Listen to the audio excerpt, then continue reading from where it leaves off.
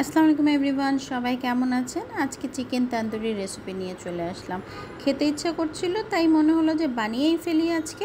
হ্যাঁ, পিসগুলোকে আমি ছোট ছোট করে রেখেছি। বড় পিস থাকলে সবাই বলে এত বড় পিস কিভাবে খাবো, তাই ছোট করে সুন্দর করে রেডি করে ফেললাম। প্রথমে একটা বাটিতে 2 টেবিল চামচ টক দই নিয়ে নিচ্ছি। তারপরে অ্যাড করে দিচ্ছি হলুদের গুঁড়া, মরিচের গুঁড়া, ধনার গুঁড়া, জিরার গুঁড়া, গরম মশলা গুঁড়া, আর দিয়ে দিচ্ছি চিকেন তন্দুরি মশলা। মশলাটা তো দিতেই হবে, যে কোনো ব্র্যান্ডের আপনারা ইউজ করে নিতে পারেন। দিয়ে দিচ্ছি লেবুর রস, আদা রসুনের পেস্ট আর লবণ। খুব ভালো করে মিশিয়ে নিব মশলাগুলোকে।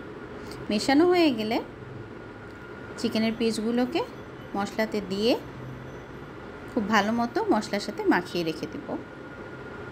ম্যারিনেট করে রেখে দেব প্রায় ঘন্টাখানিকের মতো, আর উপর দিয়ে একটু তেল দিয়ে দিচ্ছি।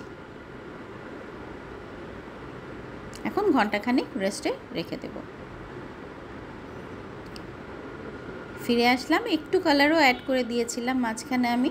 এখন আমি ইলেকট্রিক ওভেনে দিব। সেটার জন্য একটা প্লেটের মধ্যে আমি পিসগুলোকে সুন্দরভাবে সাজিয়ে নিচ্ছি। প্রথমে সব মশলা কিন্তু দিব না, মশলা মাখানো চিকেনগুলোই আমি খালি প্লেটের মধ্যে দিয়ে দিচ্ছি।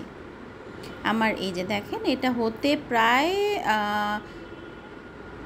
1 ঘন্টার মতো টাইম লেগেছে।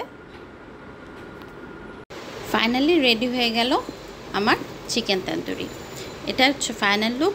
এখন সুন্দর করে একটা প্লেটে সার্ভ করে ফেলি। প্লেটে সুন্দর করে সার্ভ করে